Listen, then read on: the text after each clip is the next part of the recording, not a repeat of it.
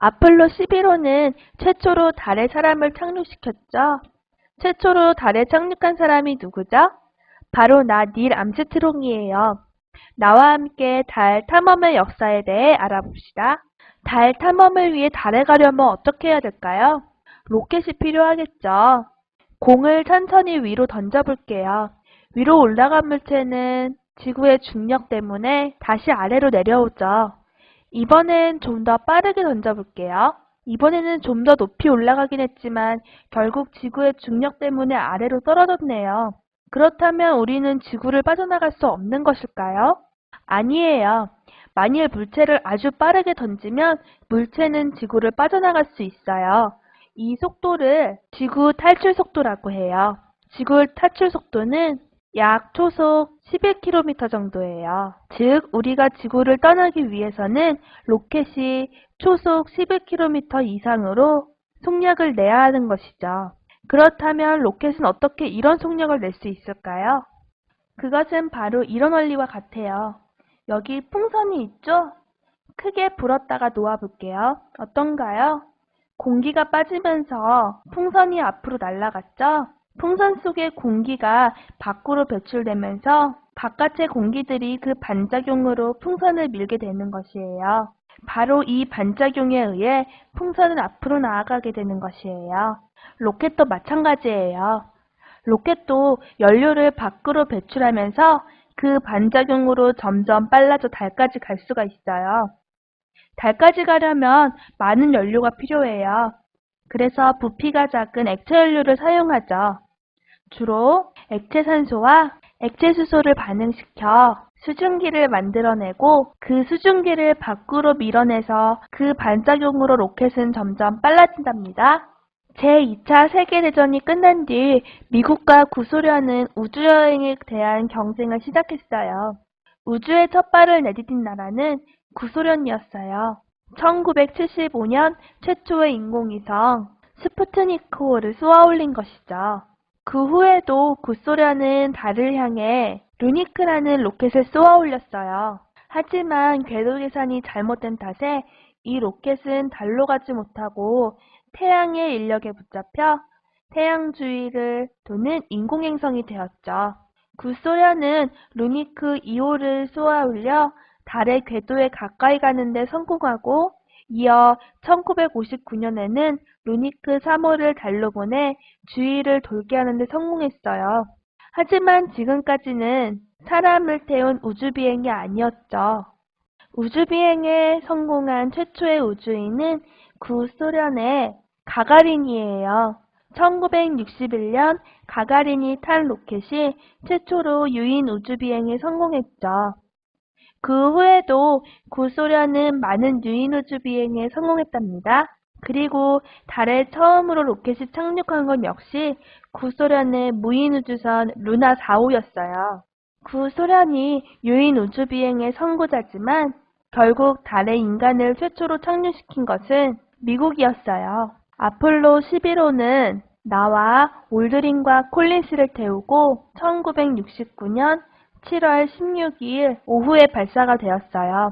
발사된 지 11분 30초 뒤 아폴로 11호는 지구를 2바퀴 돌았고 발사 시간 2시간 50분 후에 속도를 높여 달을 향했어요. 발사된 지 4일째 되던 날 우주선은 달의 뒷면에 가까이 다가가서 달의 주위를 돌기 시작했어요. 그리고 달 주위를 13바퀴나 돈 뒤 나와 올드린은 착륙선에 옮겨 타고 콜린스는 사령선에 남았어요. 그 후 우주선과 분리된 착륙선은 서서히 낙하하여 달에 착륙하는 데 성공했답니다. 우리는 잠시 휴식을 취하고 우주복으로 갈아입고 착륙선의 해치를 열어 달 표면에 위대한 첫 발걸음을 떼었어요. 나는 처음에 조심스럽게 달 표면을 걸어 다녔지만 조금 뒤에는 달의 중력에 익숙해져 캥거루처럼 깡충깡충 뛰면서 다닐 수 있었어요.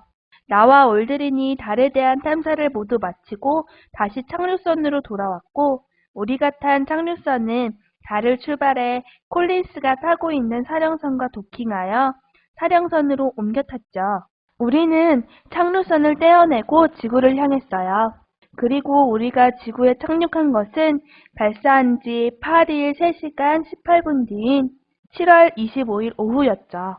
우리가 달에 다녀온 뒤로도 아폴로 우주선은 1972년까지 미국의 우주인들을 달로 보내 달에 대한 많은 조사를 했어요. 하지만 1972년 미국은 비용이 너무 많이 든다는 이유로 아폴로 계획을 전면 포기하기로 결정했죠.